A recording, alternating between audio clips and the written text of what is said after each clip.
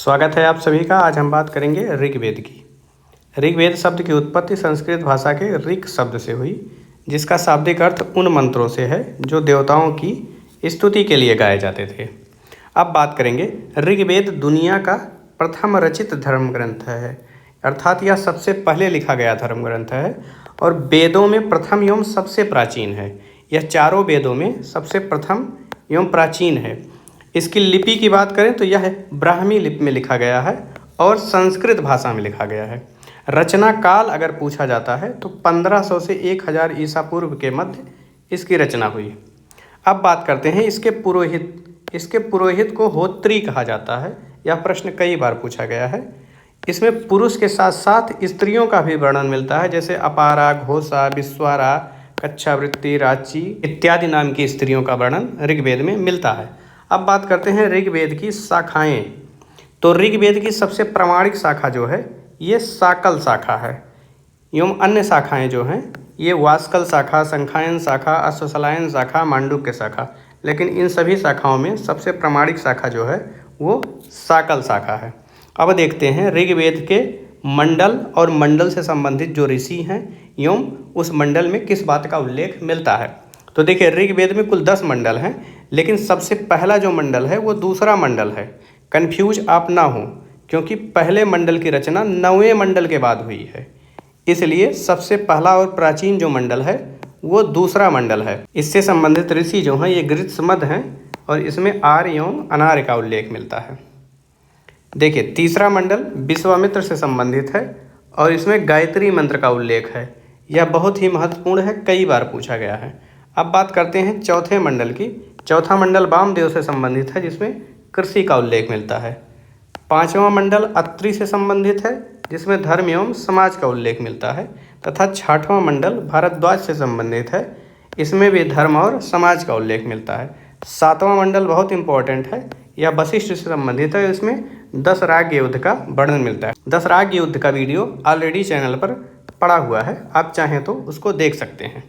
अब बात करेंगे हम 8वें मंडल की। 8वां मंडल कण्व या अंगीरा से संबंधित है, इसमें बाल्य खिल्य सूक्तों का उल्लेख मिलता है। 9वां मंडल सोम से संबंधित है और इसमें सोमदेव का उल्लेख मिलता है। अब 9वें मंडल के बाद जो है रचना प्रथम मंडल के हुई, यह मधुछंदा से संबंधित है और इसमें इंद्र की आराधना का वर्णन मिलता है। प्रथम मंडल के बाद 10वें मंडल की रचना हुई और यह महासूक्त से संबंधित है, इसमें पुरुष सूक्त तथा नासदीय सूक्त का उल्लेख है। अब देखिए ऋग्वेद में सबसे प्राचीन मंडल जो है और सबसे प्रथम जो है वो दूसरा मंडल है। प्रथम वैसे पहला होता है, लेकिन ऋग्वेद में सबसे प्राचीन और सबसे प्रथम मंडल जो है वो दूसरा मंडल है।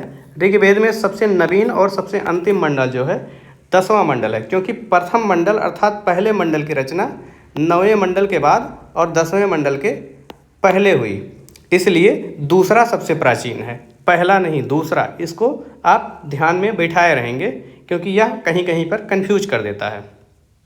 आइए देखते हैं ऋग्वेद में कितने मंडल हैं, कितने सूक्त हैं और कितनी ऋचाएँ हैं। तो ऋग्वेद में कुल 10 मंडल हैं और 1028 सूक्त हैं, जिसमें 1017 मूल सूक्त हैं और 11 बाल्य खिल्य सूक्त हैं।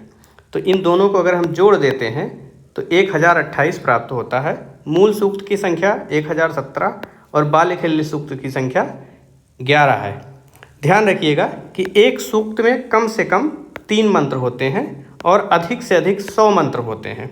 अब बात करें कि ऋग्वेद में कुल कितने मंत्र एवं ऋचाएँ हैं, तो ऋग्वेद में कुल 10,552 या 10,462 ऋचाओं का उल्लेख मिलता है। यह संख्या वैरी कर सकता है, तो आप विकल्प अनुसार प्रश्न को हल करेंगे। अब देखिए ऋग्वेद में कुछ शब्दों का उल्लेख मिलता है, इससे भी सीधे प्रश्न पूछे गए हैं।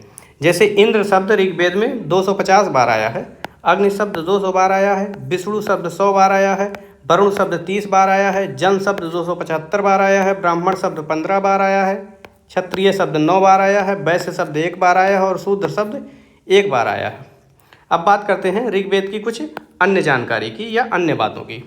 तो देखिए ऋग्वेद में कुल 33 प्रकार के देवता का उल्लेख मिलता है और 40 नदियों का उल्लेख मिलता है। नदियों से प्रश्न बने हैं, इसलिए नदियों पर थोड़ी विशेष बात। सबसे प्रसिद्ध नदी ऋग्वेद में सबसे प्रसिद्ध नदी सिंधु नदी थी और सबसे पवित्र नदी सरस्वती नदी थी। सबसे अंतिम नदी गोमल या गोमती नदी थी। इन तीनों नदियों को आप याद रखेंगे। अब बात करते हैं कुछ सूक्त की। पुरुष सूक्त, शूद्र शब्द का सर्वप्रथम प्रयोग पुरुष सूक्त में हुआ। यह प्रश्न पूछा गया है। नासदीय सूक्त की बात करें अगर हम, तो इसमें 33 प्रकार के देवताओं का उल्लेख मिलता है एवं 40 नदियों का उल्लेख मिलता है। और एक बहुत ही महत्वपूर्ण शब्द निष्क। निष्क यह सोने का आभूषण होता था जो महिलाओं द्वारा गले में पहना जाता था। यह क्या होता है ये भी प्रश्न पूछा गया है और इसका उल्लेख कहाँ मिलता है ये भी पूछा गया है। तो ऋग्वेद की इस वीडियो में आज यहीं तक। मिलते हैं नेक्स्ट वीडियो में। धन्यवाद।